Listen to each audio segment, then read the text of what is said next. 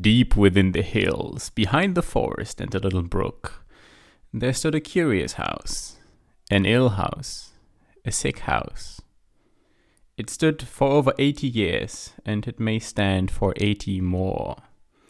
Welcome, book boys and gals, to the Book Boys 2024 Halloween special.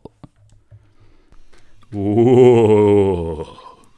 What are we Nice reading chilling this week, opening. Nick? We're reading the 1959 horror novel by Shirley Jackson called The Haunting of Hill House. Yes, which, not to be confused with the Netflix thing? The Haunting of Hill House. Oh, there's a movie that's called like the Hill Haunted. Some shit. I don't know what the Netflix series, I'm pretty sure, is called The Haunting of Hill House.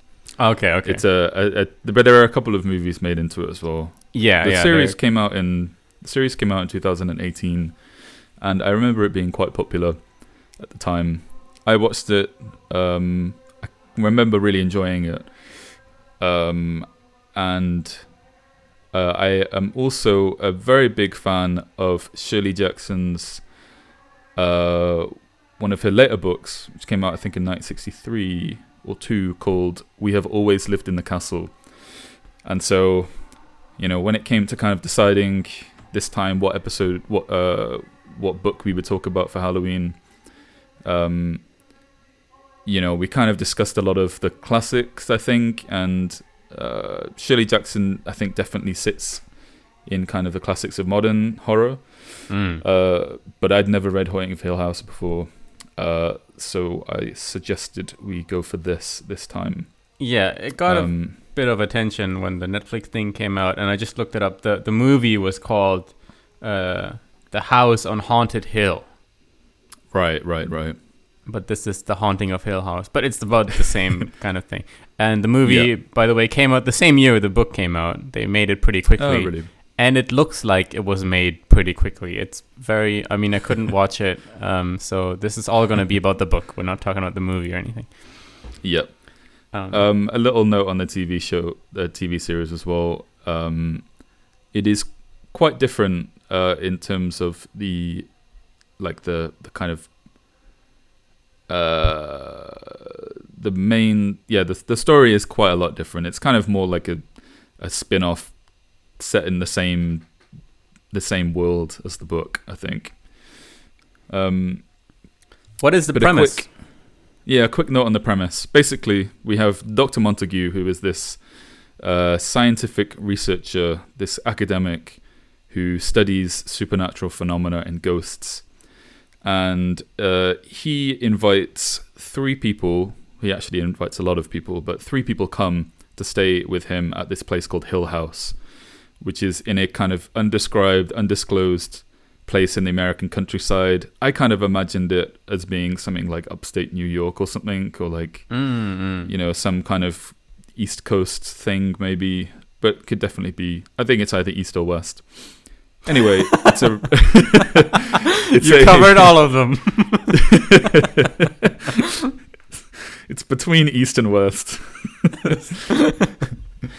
But so the goal is, the goal of them being there is to help assist in the research of this supposedly haunted house, and we follow from the perspective of a character called Eleanor, who is quite a kind of meek, passive, kind of downtrodden 30-something-year-old woman, and I think, as well as being like a ghost story, it's also very much, I think, about the idea of like the past and trying to escape the past, trying to become a new person, and also I think as well like mental illness. One of the things, one of the reasons that I was really interested in reading this book, like I said, is because I really loved We Have Always Lived in the Castle, which has, like, from my recollection of it, I read it quite a long time ago, but I was so like impressed by how Jackson wrote from the first person as a character who was, was deeply, deeply troubled and very unreliable in their narration. So I was hoping for a lot of the same in this book. Yeah, you already mentioned something about the characters and themes like mental illness, which, whoa, topical, because in 2024 we're all depressed and in therapy. But I'm gonna just come out and say it and be like that. My main quarrel with the book was that all the characters, with the exception of Dr. Montague, who's only slightly unlikable, are incredibly unlikable, and I found it very hard to feel attached to the characters, the story, what happens to them. I couldn't really relate because they all are just so fucking annoying. And I don't some of it was definitely intentional with Eleanor, but I don't know if it was the goal to create a kind of cast of misfits who because the reading experience does suffer from it, I think.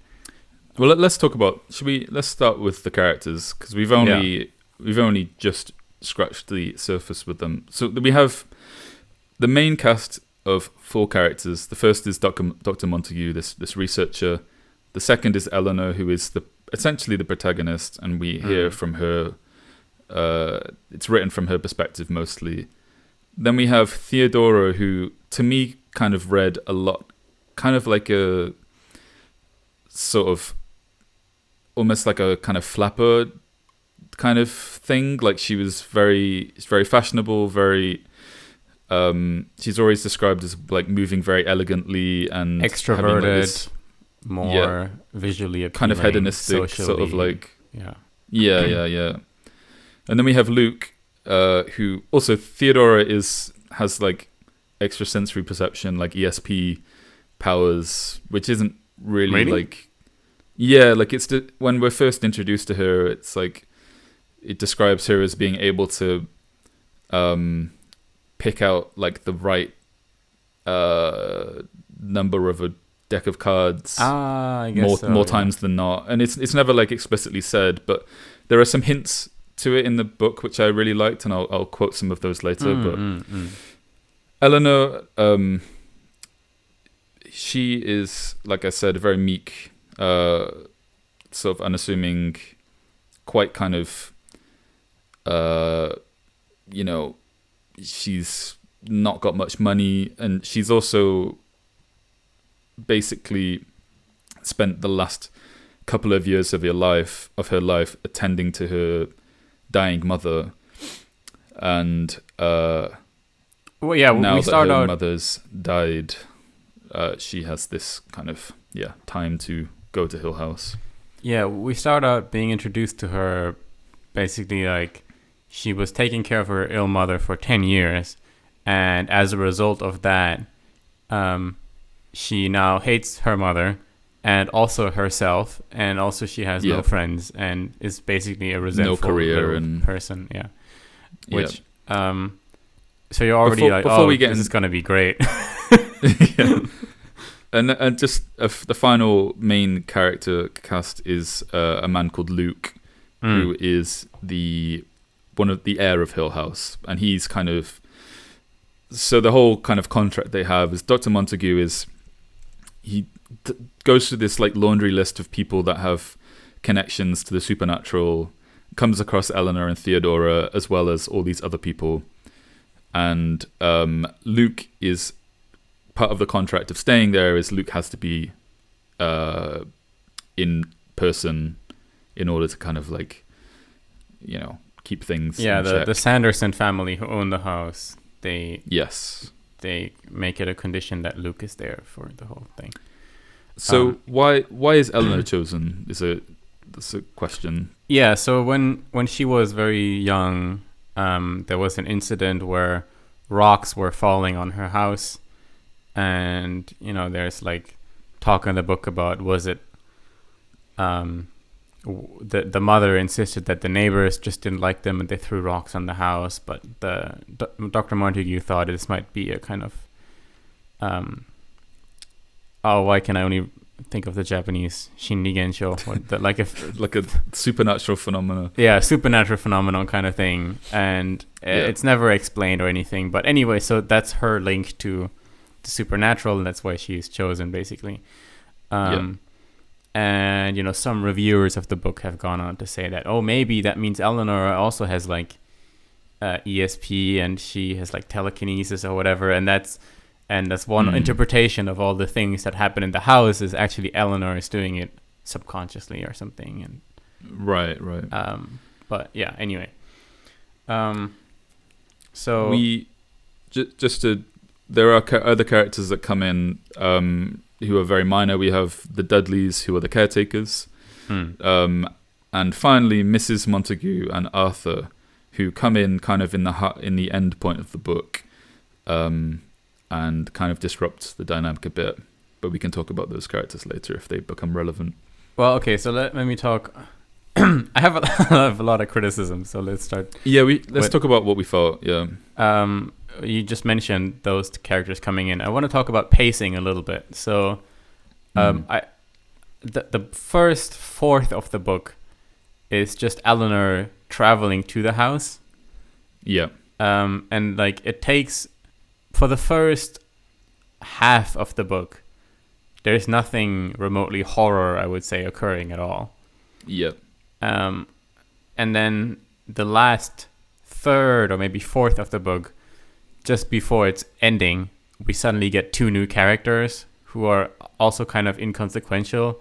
And it felt very weird. I don't know if it benefited from that. Although Arthur was kind of funny, but those two are also incredibly unlikable. Yes.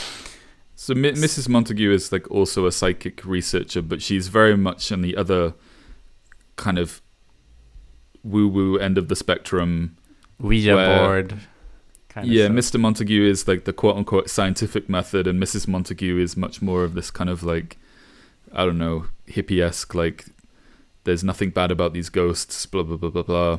And Arthur is like the head teacher of some boys' school who's like a rough and tough, like gun-toting, like, we got to build some morals in these boys kind of like character.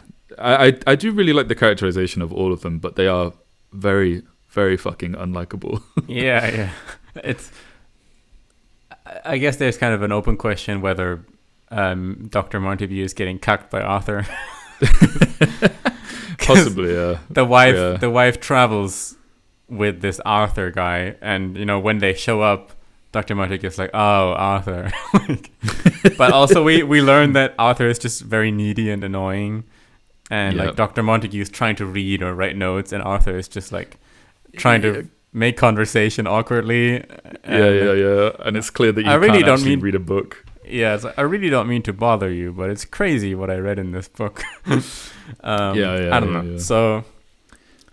So your note about pacing, I do agree. I think it was very weirdly paced, and it's ironic because I was reading like the introduction of this book in the edition that I had, and it was talking about, in comparison to like the horror classics, some of the much older, books that predate this book by, 100 years, 100 years or so, and how, she has the kind of like, it was described as like this kind of modernist economy of words and characters and stuff. And to an extent, I thought that was true, at least in some parts. Like, I think the four main characters are quite different and quite interesting, but in other ways, it was just kind of like, why are we getting these characters now, and like what do they do? And again, also this really about the travel. I think it was a really interesting choice. I don't know if I hate it or not. Yeah, same. At the beginning of the book, Eleanor travels to Hill House, and like you said, it is literally like a quarter of the book where she's driving in this car and kind of daydreaming as she passes all these different, houses and gardens and diners and stuff, and she gets in her world about, she kind of dreaming about, if I lived in this house I would have all these things here and whatever, and she stops the car and starts talking to plants and stuff like that, and like it feels very intentional. And I was kind of like, I think the reason I'm kind of cold about it now is because it didn't, I don't know, it felt like it was kind of like a metamorphosis period or something, where she was kind of like leaving her confined world, finding some kind of freedom in this journey. And I thought it would maybe kind of connect more into the end of the book, but I'm not entirely sure if it did. Well, so I think we have to bring this up in order to intelligently talk about the rest. Spoilers for the next 30 seconds. Basically what happens is Eleanor kind of goes insane, and dies at the end. She drives into a tree. They make her go away from the house because they're like, oh, you're insane. Get the fuck away. You're a danger to yourself and everyone else. And then she dies in this accident as she's intentionally driving against a tree.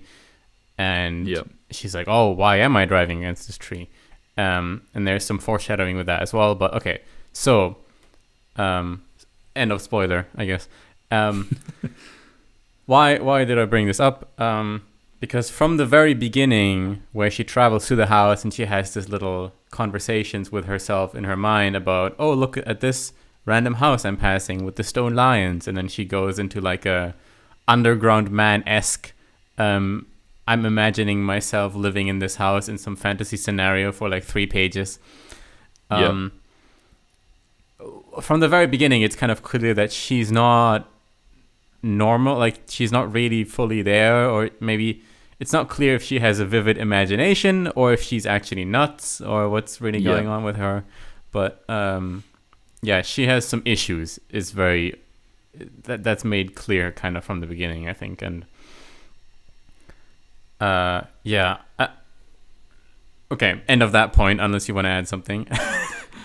Well, my having kind of reflected on that, it kind of struck me now as like more of a kind of manic, like she's manic, like she's got like these manic tendencies where, she's driving out of the city by herself. I think it's like the first time that she's driven by herself, or the furthest she's been in the car before. So this woman who's had this incredibly like sheltered life, gaining this autonomy,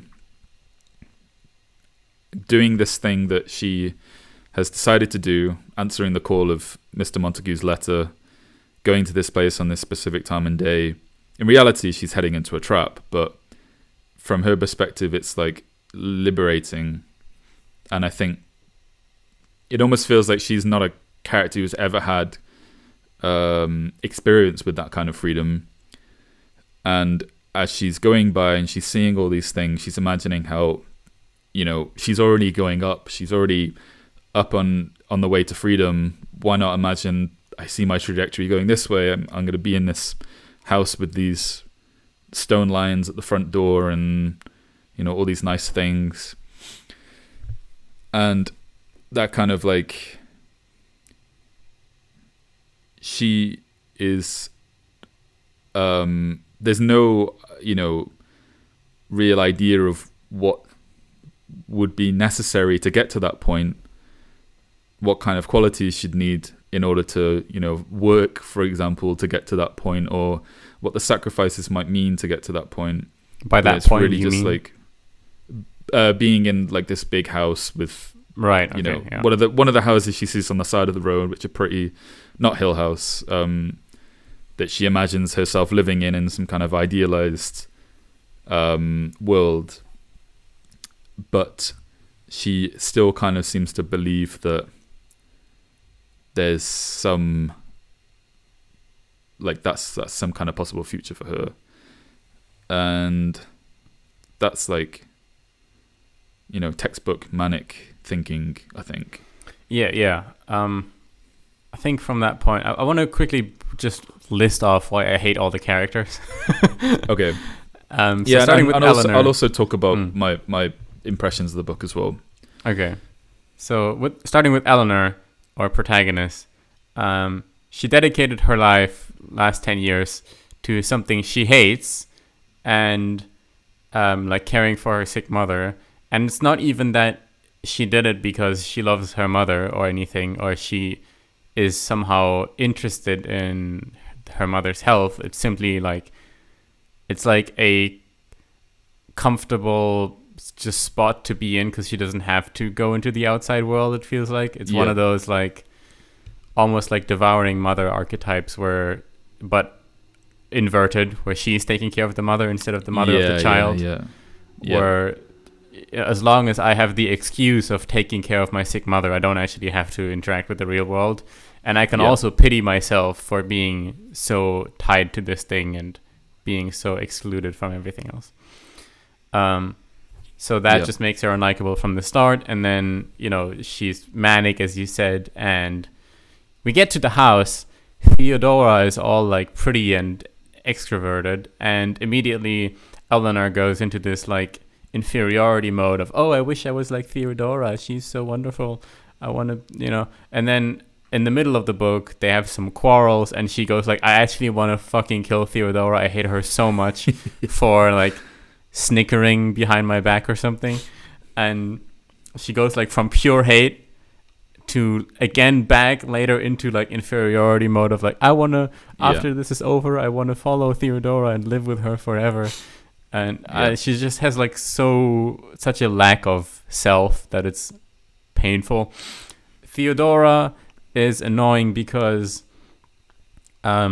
she's just kind of like a bitch, I guess. Like she seems like extroverted and nice, but she's like sneaking with Luke, around with Luke, like, oh yeah, we'll meet you later, Eleanor, and then they don't intend to go, and then when Eleanor comes back and it's like, where are you guys? And it's like, oh, we were about to go. Yeah. She's like a mean girl, kind of like basically. Sort of, then Luke is, I guess he's kind of a fuckboy. I don't know. I mean, he's not really. Yeah, he doesn't impress much on. Yeah. Yeah, we get introduced by him by, he's characterized as being no good and he's always stealing stuff, but there's nothing really in Hill House to steal anymore. So whatever. And then. Yeah, he doesn't really have much of a self either. He's just kind of there to... Yeah. He's like an object that Eleanor and Theodora can reflect off. Yeah. He doesn't have much autonomy at all. Yeah. Then Dr. Montague seems to be the sane one, but when his wife arrives, we learn that he's kind of a cuck and he's also can't really assert himself, and his wife just tramples all over him in a really annoying way. Which makes the wife annoying, but also makes him kind of annoying because she just takes it. Then the wife is just, she's just fucking horrible. Yeah, it's like kind of similar sort of. She uses her supposed empathy for the ghosts as like this way of putting herself on a moral pedestal. But is also just clearly a complete idiot. Yeah, but also just like a clearly horrible person to talk to because... Yeah. Like, she like arrives there and it's like, oh, you must be blah, blah, blah. And she has this annoying reoccurring phrase of like, you don't suppose I'm wrong about this, do you? And then, what's like a specific thing? Like... for example, the room. She gets put into this room which is aired badly. It's bad. There's not a lot of fresh air in the room, and there's something about but the room, it's the nursery and it's the most spooked room, so that's why we put her there, and like crazy spooky shit occurs, but she apparently doesn't notice any of it, and then she just comes out like, oh, I hate this room. It's aired badly.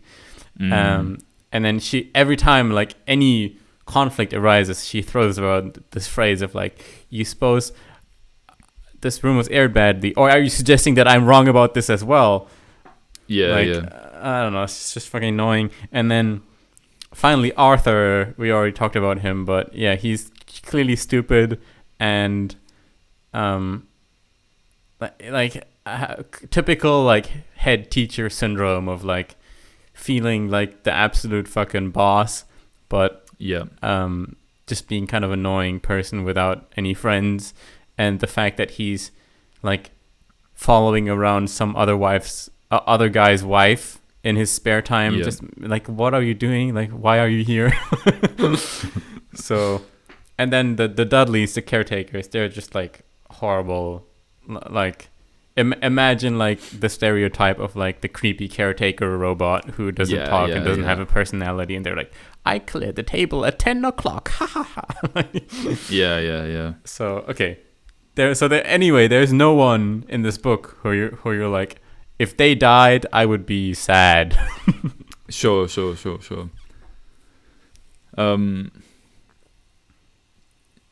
Yeah, and I don't know if that's like, I mean, it's clearly intentional.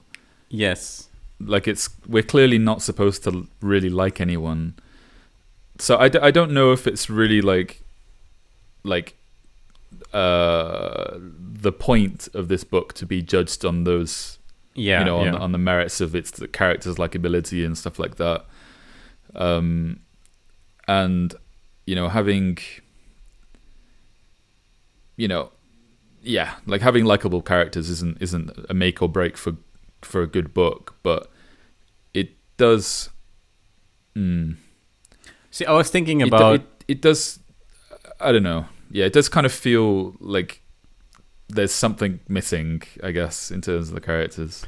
I was thinking about Metamorphosis by Kafka, and how all the characters in that book are also incredibly unlikable, and the protagonist, similar to Eleanor, is like this fucking servant. I don't know, like self-pity, like just unable, annoyingly incompetent, like no autonomy kind of character. And all the other characters are also horrible in that book, but somehow that in Metamorphosis it feels much more intentional, and the horror element almost comes more from that than the bug element. Yeah. And I mean, Gregor Samsa, the boy, he is kind of likable, I guess, in a way. Like he's not a dislikable character. He's definitely like it's like he's a victim of this like ideology that you need to be a provider, and that if you can't do that, then you don't deserve your family's love. Right. But then he just kind of gives up on getting better, and he's just kind of, I guess I'll just be a bug and be miserable for the rest of my life. I mean, he is also a bug, so it's like... Yeah, I mean, yes, but he's not manic in the way Eleanor is, but... No, I don't know. No. I just thought that, in Hill House, there is a similar lack of likability in the characters, but somehow it annoys me more, and I don't know why.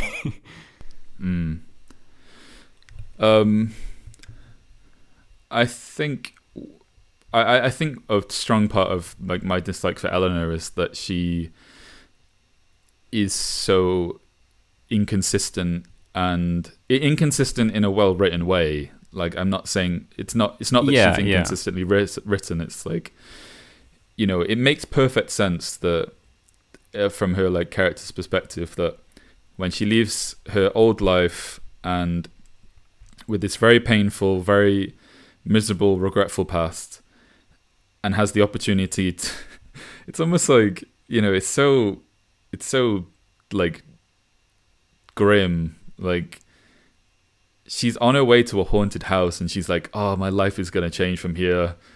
I'm on the up. Like, I'm going places now." And it's but she's on her literally going to a haunted house that she knows is haunted, and she has this like amazing delusion throughout the whole thing, especially with her relationship with Theodora, because at the beginning, they are literally like, joined at the hip. These schoolgirls, like, they have this banter, they say they're family, and they're finishing each other's sentences, and they have this the way it's like the writing between these characters is so like amazingly written. And then, they have these points where they fall out, and suddenly, Eleanor is saying that she wants to bash her in her head. She's like, I want to bash her over the head with a fucking rock and shit like that. And how that kind of like vitriol seeps out, which is completely inconsistent with how well they were getting on before, and how she deludes herself into thinking that they would have a relationship after this, like a friendship that would continue after this. And Theo is like very much like, maybe we'll write to each other, and then maybe we could meet once or twice at a cafe or something. Yeah. But like Eleanor is like, no, we're gonna live together. Like this is, and it's that whole like that. It's incredibly like, you just feel pity, I guess, like reading that. And like, how miserable must your existence be that going to a haunted house is like the happiest that you've been, right? And spending time with these 3 random people that aren't really that nice, are all kind of weird. Not your friends. There's no chemistry really, and they're not your friends, and thinking that you've like found your people is just I think it's a relatable experience in some ways, like, but it's like finding people that you think that you really get on with but you don't. But it's also, I mean, that's not really the point of this. It's more about I don't know, her mental state. We're 30 minutes in, and I think people are going to get annoyed if we don't start mentioning what is spooky about this haunted house. Yes, What the fuck actually happens in the haunted house that makes it haunted? So we have a handful of different things, right? Yeah, the horror element really kind of starts creeping in the second half of the book, and there's some foreshadowing of like, it used to be owned by these people, and they're there were accidents or whatever, and like this guy died, and just like standard bad history of the house. Okay, whatever, it's not scary, but I get it. We also have when Eleanor first arrives at the house, and she kind of describes like how everything about the house feels weird from the outside, and kind of designed in a way to look like the architecture itself makes it look evil and scary. From a writing standpoint, I came around on that when things actually started to happen in the house, but at first this kind of annoyed me because it was like there's a marble staircase and like red carpet. It's so horrible, and I'm like, wait. Yeah. It's like it's the why it's horrible is not really articulated to me as a reader. It's like, this just sounds like a nice house to me. Yeah.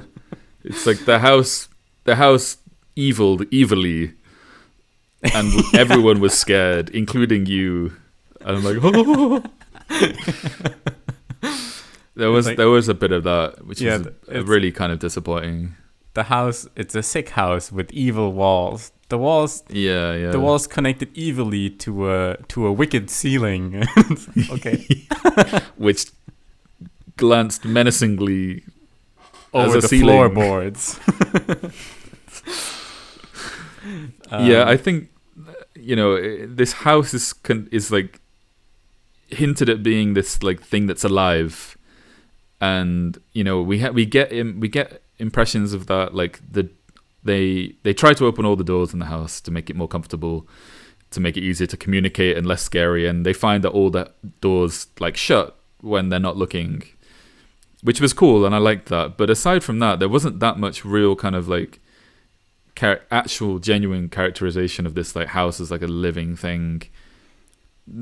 At least I felt a bit kind of dissatisfied with that. Yeah, it was all kind of like, I don't know, spelling it rather than actually kind of communicating it like through writing. Yes. In like a real emotive way. And at the beginning especially, I was a bit annoyed at how little I had an understanding of how the actual floor plan of the house looks. Like, if you go into the entry hall and then you turn to the right, I don't know what's there. I don't know where the staircase is. I don't really know where their rooms are. Yeah. And you kind of start to get a feel as it goes on, but I feel like it could have been a bit spookier if they did that from the beginning, especially because they have these scenes where they go through doors and doors, and then they think they should be connecting to this room, but they're not. They're connected to a different room, and it's like, why are we in this room when we just came from here? I feel like that would work better if we had established a kind of floor plan first, and to then subvert that expectation later. But yeah.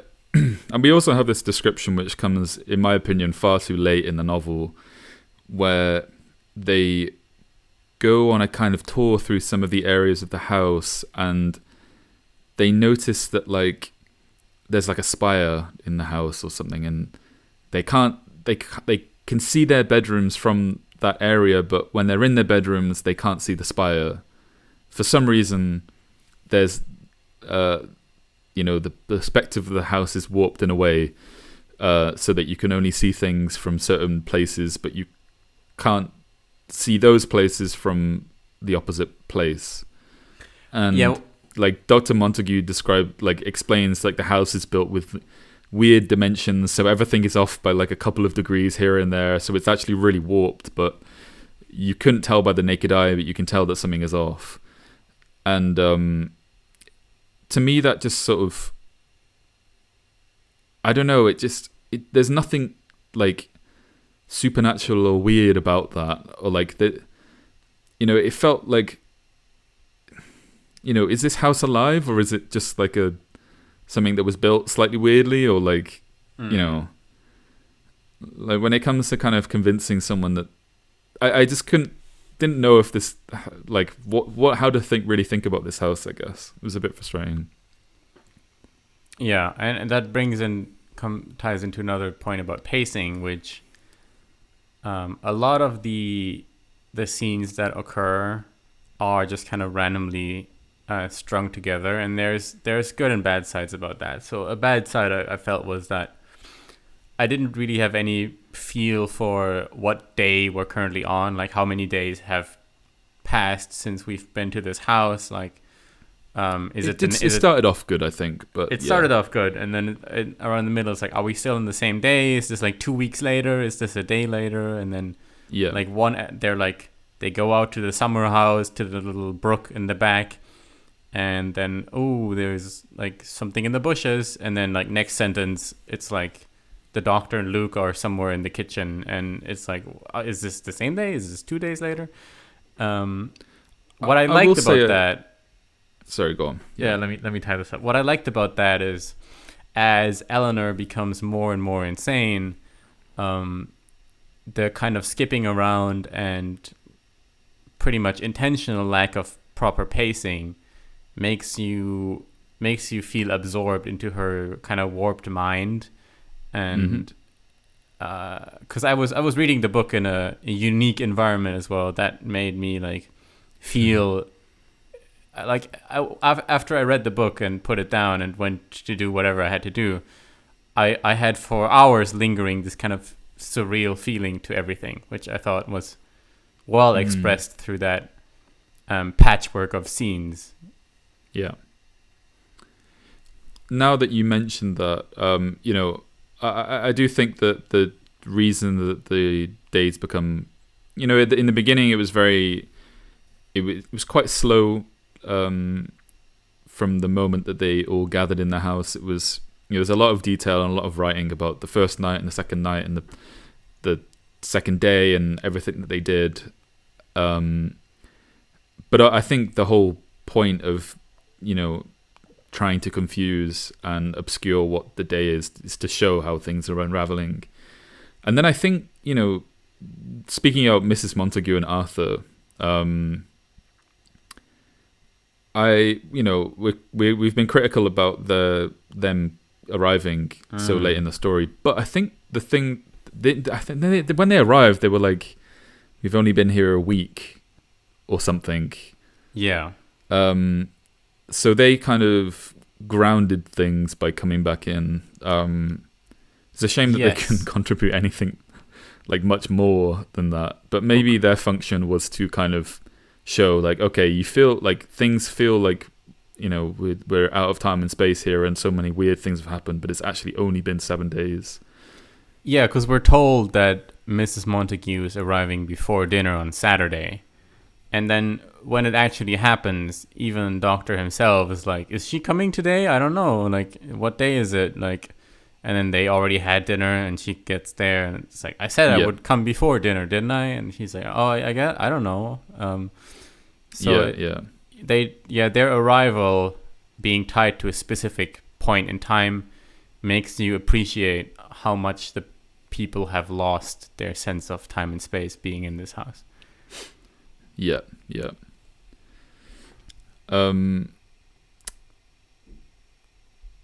Okay, so in terms of other phenomena that happen, I believe the first actual, like, genuine supernatural phenomena that they encounter is the chalk writing on the wall, right? Yeah, so Eleanor's name, or what is it? Help, come home, Eleanor, or something is written on the wall in chalk, and that also goes into Eleanor being like, why am I being singled out? Pity me. And then it's like, oh, maybe Theodora wrote this, and that's kind of where their bitching starts. Yep. So we have that, and then things kind of heat up pretty quickly when they are visited by this, like, supernatural thing which runs up and down the house, banging on the doors, trying to get inside. And I think they're woken up in the middle of the night, very cold, and Eleanor and Theodora, they're in connected rooms, so they bundle together, and this thing comes around and sort of smashes on these doors and tries to get in. Yeah, it's like the hinges are almost gonna give out. That's how much the doors are shaking, but you can't really hear it if you're not in the room. So it seems like it's not really happening, but it is. And Eleanor and Theodora are both witnessing it, so it's not just in her head. But I think I really like the second time it happens, where it's Eleanor and she's like, I'm holding Theodora's hand so tight. I'm feeling her warmth and whatever. And then she wakes up and screams, don't come in. And Theodora is on the other end of the room, wakes up and is like, what are you talking about? And it's like, oh, then whose hand was I holding? Ooh. Yeah. I like that very one. If you've ever seen, if people have ever seen The Grudge, the Japanese version, the original version, reminded me a bit of that. There's an amazing scene in that movie where someone they believe they're being followed by this like spirit demon, and they rush back into their apartment and get under the bed sheets, and then like they look under the bed sheets and the demon's right there. It's a really like great sequence. Yeah. But yeah, it's funny because like it's a very short that scene, like, is a very short scene. It's a very short chapter, and it ends with the question like, whose hand was I holding? And like in terms of like, you know, pacing, it kind of becomes like these sort of weird vignettes here and there that come in and out, and you don't know when exactly they take place, but you're just kind of in this action now. So I did like that. Yeah. Then another thing is Theodora's clothes are soiled with blood, and there's also written in blood in her room, Eleanor, come home, or something again. So it's the second time that message appears. And then and then there's the cold spots. So certain places in the house, it is like freezing cold for no reason. And I think that's also like a classic ghost haunted house kind of thing. Yeah. And it's like they're cold spots that like line up with these two gargoyle like faces that are facing in that direction. And they, you know, the Dr. Montague, he like maps it out, but he can't like get a different temperature reading with a thermometer. So it's like it's not that the air temperature is cold. It's like it's this weird supernatural coldness, which also appears when that spirit bangs on the doors. They describe like the cold coming in and like clawing at their backs and stuff like that. Right. And then I guess the final supernatural-ish element is just Eleanor kind of going insane. She near the end of the book, she runs up the tower and basically is about to like jump off, and then they make Luke go up and go get her, and she's before that she like runs around and knocks on all the doors, and there's a kind of like, so is this house actually haunted, or is it Eleanor doing this the whole time? Or is she the ghost now? Like, is she being possessed by the ghost, which kind of seems to be the most consistent interpretation, perhaps, that something possesses her. And yeah, she runs up the tower, they take her down, and then they're like, oh, Eleanor, you're clearly fucking insane, so we're going to send you home. She's like, I don't want to go, you cannot make me go. They put her in the car, and then she drives into the tree near the gate and dies intentionally. But a couple seconds before she dies, she's like, why am I doing this? And so that's kind of the final supernatural element, I would say. And another thing about pacing and stuff is there's this annoying like Chekhov's gun kind of thing. Like if a thing appears in the book that's intentionally highlighted, it's going to come up later. Yeah. So pretty toward the beginning of the book, there is a passage of the Doctor explaining like why Hill House has been regarded as haunted anyways, and he says, the last person who tried to leave Hill House in darkness, it was 18 years ago, I grant you, was killed at the turn in the driveway where his horse bolted and crushed him against the big tree. So, when I read that, I was like, okay, so now I know how the book ends, basically. And of course it came exactly like, so that was kind of just like boring, I thought. Yeah. Like it was so obvious that was going to happen to one of these characters, probably Eleanor, because she's the protagonist. Yeah, I mean, I did like I liked the way that ending was kind of written, because things fall apart really, really quickly in these like ending chapters, where it goes from, her basically going crazy and them, desperately trying to get her to leave, but also knowing that they can't go with her, that she needs to go by herself. She needs to kind of like go by herself back where she came from and forget everything that ever happened and have no connection to all these people at all. They all kind of make this very quick executive decision that she needs to do this by herself. And then like the process of getting her outside, getting her to go into the car, getting her to like actually start driving away, the way that it was written is this really kind of painful slog, like moving forward and trying to get this to happen, was difficult to read in a good way. But I was very just disappointed by the way that it tied up with her driving into the tree. I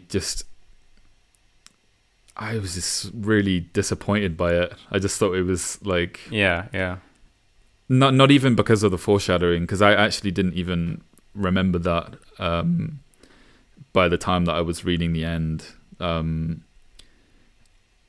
I was kind of like, okay, in totality, like looking at this book, looking at this story, what has really happened? And maybe like, maybe you don't want to ask for too much from a horror story, but I also kind of thought like, what was really what was really happening here, and what was really kind of scary about this? There was this whole kind of thing about her relationship with this house, like some kind of connection with this house. Why was Hill House saying to come home? what is there about Yeah, this yeah. like relationship with her mother as well? Yeah, it's just not explained at all, or even None of- attempted to. Yeah. Yeah, it was so sudden and like I don't know. I was really, really, really disappointed by the ending. I felt Also, like it 'cause had a we- lot of potential. We get a little paragraph of epilogue stapled onto the ending. After, it's like Eleanor drives into the tree and dies, and then it's like, and the Sandersons were happy that Luke came home, and the doctor wrote his book, and it wasn't received very well. The end. And it's like, are we not going to get Yeah. any, like, maybe Theodore or something being like, oh, we shouldn't have made her do that, or it's our fault that she died. Like, there was like no reflection on her dying or anything. Yeah. Which, I know. now that I think about it, maybe that's intentional, kind of to say that maybe Eleanor didn't exist at all, or I don't know. Like, I don't know. I don't know, about but it just kind of felt a bit empty. And yeah, so also as well, just on that point, there was this very kind of like grandiose, like kind of obnoxious like thing about Hill House, standing. It says, I'll read the quote here. These are the last words of the book. So if you do want to keep that spoiler free, then skip this section. The quote goes, Hill House itself, not sane, stood against its hills, holding darkness within. It had stood so for 80 years and might stand for 80 more. Within, its walls continued upright. Bricks met neatly, floors were firm, and doors were sensibly shut.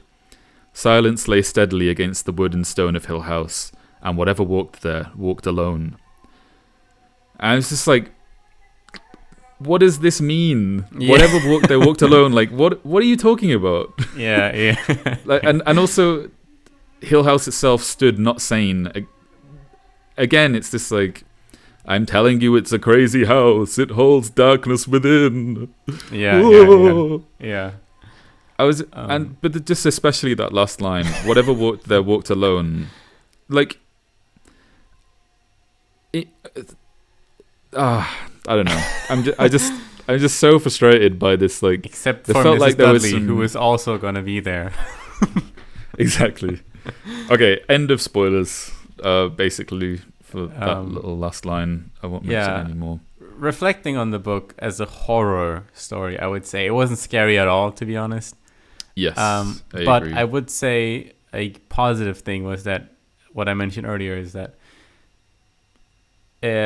similar to how reading Kafka feels, it leaves you with a kind of uneasy sense of space and time after you put it down even.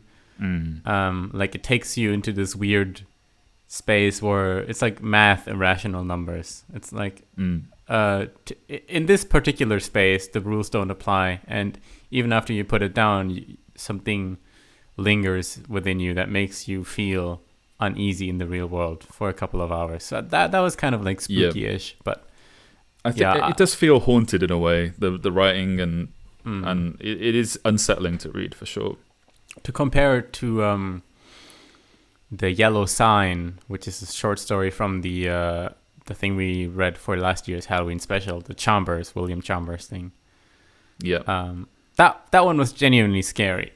the King in Yellow. The King in Yellow, yeah. The Yellow Sign in the book, The King in Yellow, that was genuinely scary. This wasn't really scary. Can you give a quick summary of The Yellow Sign for anyone? The Yellow Sign is well, I'll just mention what was scary about it was that we have this creepy old, like, also in a way there's foreshadowing of this old guy who's standing out the window when they're drawing, and the artist is drawing like this young girl, and as he's drawing her, the picture gets more and more fucked up, and he's like, why is it fucked up? I don't know. And then I forgot what actually is the Yellow Sign. I don't remember, but I just remember the ending being very scary because there's like this repeated line like, did you find the yellow sign? And it's like foreshadowing that was mentioned before. I don't remember why it was scary. It was scary. Okay, we go read it if you want to read something scary. I think there were some very creepy stories in that book for sure. Yeah. So, yes.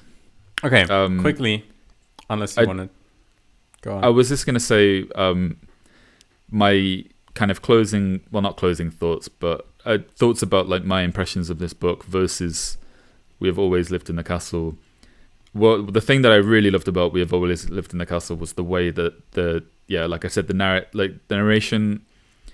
You're in the mind of this like very like unreliable kind of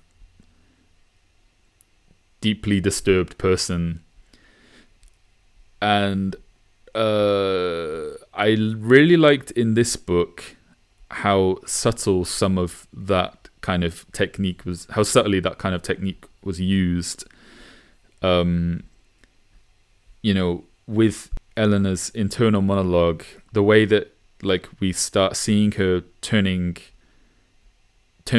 and kind of becoming more unhinged. It happens very suddenly in a way that, like, if you weren't really paying attention when you were reading it, you might kind of completely skip over it and not like, not pick up on it. So I like that you can't tell at which point exactly it happened, and even looking back into the beginning where she travels to the house, you think maybe she was always like this, and that is well done. Yeah. So an example, on the way to the house, she passes by a mansion which has these little stone lions. How you kind of have these statues on these wealthy mansions, and she goes into this fantasy where she's going out every morning, living in this mansion, and she goes out every morning and she cleans the lions. And then at another point on the way, she stops at a diner and observes this child who refuses to drink their cup of tea or their milk out of this cup because it's not their favorite cup. Their favorite cup is this blue cup which has stars painted on the inside. It's like described as my little cup of stars or something. And so you see her observing these things, and then later on, Eleanor is describing her apartment to Theo, and she described having these little stone lions on the corner of each of her mantle on her mantelpiece, and that she has like this.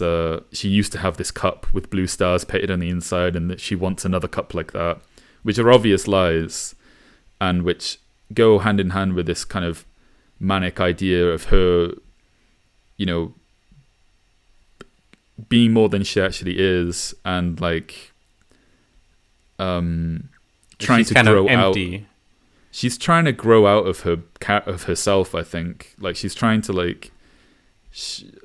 be a new person, and believing that by saying this to these other people, then she's kind of willing it into existence. She just kind of absorbs whatever she sees and makes it. Tries to make it her new identity, but it's painful because it's not something she came up with herself or that she actually wants herself. It's just kind of what happened to be around her. She's like desperately trying to accumulate whatever is not her, to be like, oh, this could be me. Yeah, I'm really glad you say that, because that links perfectly into this quote, which is of her at the diner, and I think some of the language. The writing choice really kind of helps to emphasize that she has very little agency, and that she's kind of just absorbing these things around her. So it starts out with, I might cut this up actually because it's a little bit long, but it's not too long. So it's earlier in the book. She stopped to get some food from a little restaurant. She found a country restaurant which advertised itself as an old mill, and found herself seated, incredibly, upon a balcony over a dashing stream, looking down upon wet rocks and the intoxicating sparkle of moving water, with a cut glass bowl of cottage cream on the table before her, and corn sticks in a napkin. Because this was a time and a land where enchantments were swiftly made and broken, She wanted to linger over her lunch, knowing that Hill House always waited for her at the end of the day. The only other people in the dining room were a family party, a mother and a father with a small boy and girl, and they talked to one another softly and gently. And once the little girl turned and regarded Eleanor with frank curiosity, and after a minute smiled. The lights from the stream below touched the ceiling and the polished tables and glanced along the little girl's curls, and the little girl's mother said she wants her cup of stars. So just to break this down, the things that I liked about it, it's like the idea, like she found herself seated, like she's like kind of dreamily in this kind of dream state where suddenly she sat down in this place. There's this thing, she's saying she wanted to linger over her lunch, knowing that Hill House always waited for her at the end of the day. So she has this like fate determined for her, and so there's some kind of freedom within that. But it's like enclosed in this knowledge that she's kind of bound on this journey. It's like in a video game when there's like a like, oh, we have to do it fast, but the cutscene is going to happen anyway if you go into the next room. So you take your time collecting all the items in the previous room. But I also really loved this last line, the kind of like, if you imagine like your eyes, you looking at this scene. So it describes the lights from the stream below touched the ceiling and the polished tables and glanced along the little girl's curls. And the little girl's mother said she wants her cup of stars. The way that like Jackson like describes the movement of your eyes in that scene as like an observer, I think is really cool. It's like describes how the light reflects from the stream on the ceiling, onto the tables, onto the girl's curls, and then we're introduced to this idea of the cup of stars. It's like this, like, a daydreamer would find themselves like, paying attention to this little girl with the curls after seeing all these lights. It's like this very vague like line of observation. I'm not sure if I'm following you, but I like what you said with she found herself seated, because any regular character would be she sat down, but because she's this like daydreaming, being swept away by the current kind of character, it's she found herself seated. And I think with the table, what you're saying is it's not that it's written like she looked at the child and the child had a cup of stars, but rather her glance kind of what would you say? It kind of followed swayed. The light. Yeah, it followed the light. It swayed to the table, and on the table there was a cup, and then that's how we get introduced to the cup, rather than her intentionally looking at, oh, there's a girl with a cup. Yes. Yeah. Okay.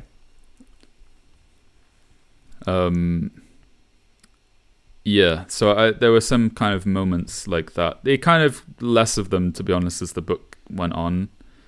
But I did like that a lot. Good point. Yes. Final thing I guess I have to say about the book, or an aspect we haven't talked about, is the banter, especially in the beginning between Luke and Theodora and Eleanor, about like the Dudleys and how they're weird. Yeah. It was genuinely funny, and I thought that if Jackson wrote a comedy, that would be very interesting.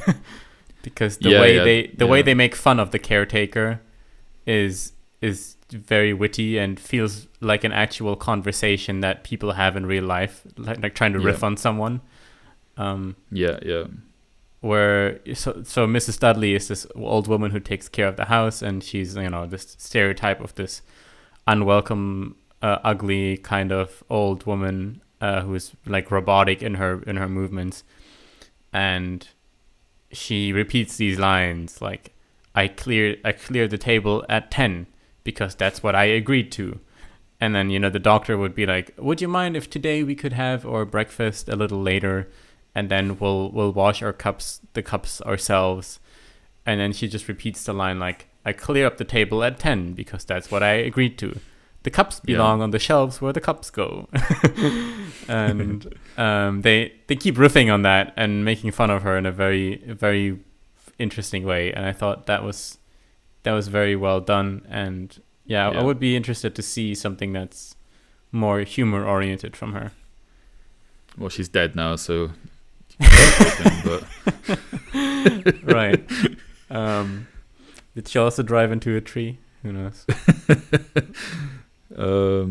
She died in 1965, so that wasn't even that long after this book. That was 6 years later. Yeah. Spooky. Okay, well, book boys, I'm almost sorry that this year's Halloween special was us saying how the book wasn't really scary.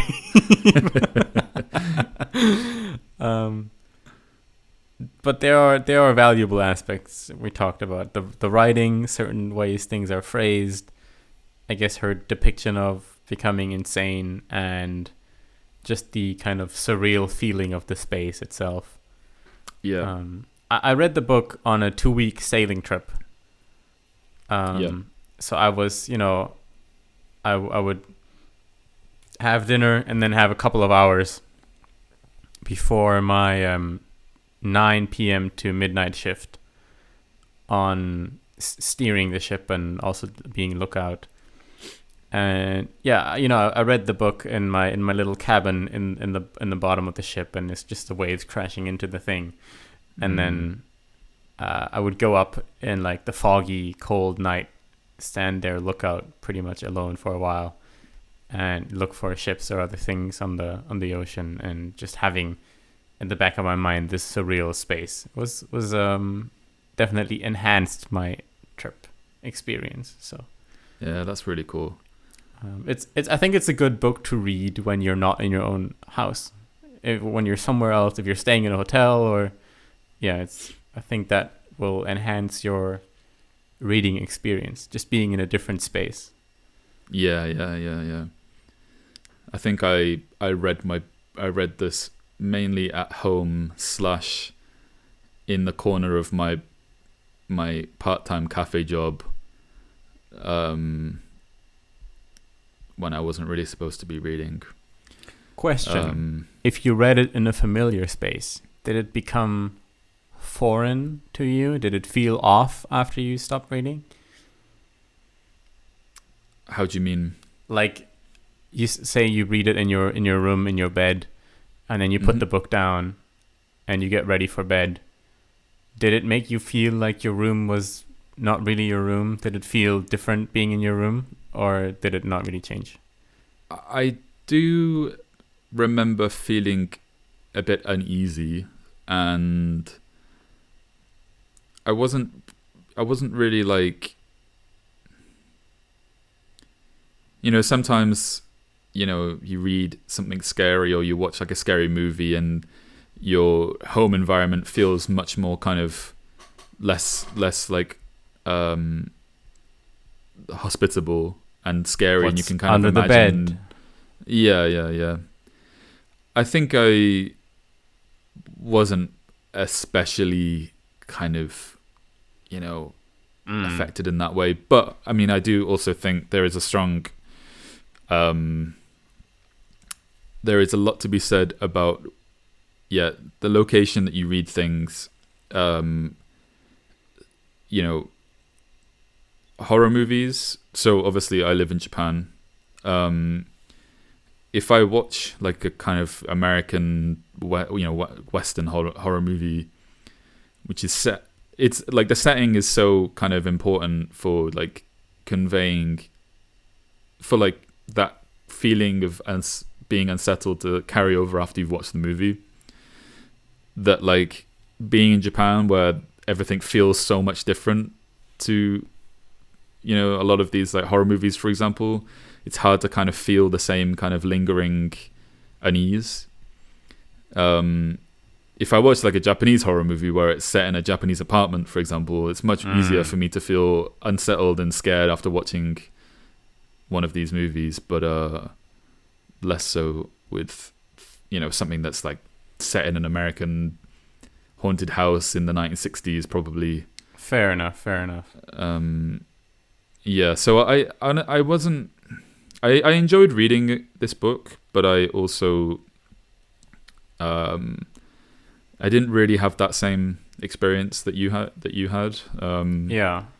It felt a bit more just kind of reading.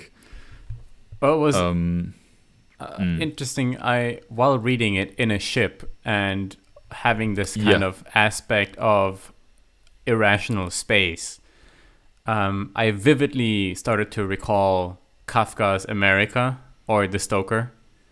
The Stoker, yeah. Where he goes into the bottom of the ship, and it's kind of like Hill House. It's like doors just connecting into more doors, and it's like, where the fuck am I? Why is there like a seemingly endless space in the ship? And just as I was reading The Haunting of Hill House, it suddenly came to me, like I was back in The Stoker all of a sudden. That's interesting. Yeah, I guess it's an unfamiliar environment for you, and it has these similar kind of like labyrinthian qualities. Yeah, I can totally imagine that. All right, spooky boys, spooky gals. Yeah. Is there anything else you wanted to add, Nicholas? I would. Yeah, I guess my closing thoughts.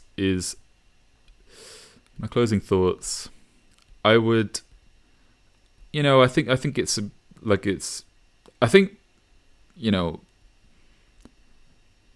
people might get more out of this book than I did. So I wouldn't say that I wouldn't recommend it, but I definitely would recommend We Have Always Lived in the Castle. I think I would like to reread it, but yeah, I think a lot of the great things about this book are really kind of turned up to 11 in We Have Always Lived in the Castle. But I do think that this book has some really great moments, for sure. I would say I wouldn't recommend this necessarily if you're trying to be scared for Halloween, but if you're an aspiring writer and you're trying to write the character of an insane person or a becoming insane person, there are some writing tricks and techniques you can pick up from Eleanor portrayed in this book, for sure. For sure, yeah. Cool. All right. I think we will call it a day for now. It's a bit of a shorter episode than usual, I think, but it is a special. I think thematically, yeah, it's a special, and I think thematically there's maybe not as much to discuss, or not as much that we've picked up on, at least. So we will be back only in a couple of days with a new episode. We've decided that these special episodes will come out separate to the schedule. So there'll be Halloween episode, a Christmas episode, and probably some other things sprinkled here and there. And regular episodes on the 1st of every month. Yeah, don't miss out. And with that, have a restful ? Have a good night, but that's also going to be a spooky night, but in a good way that doesn't endanger your immediate physical health, because I wouldn't advocate doing anything unsafe. And with that, we're legally on safe footing. Wishing you a horrible night. Thank you for listening, everyone. Bye-bye. Bye-bye.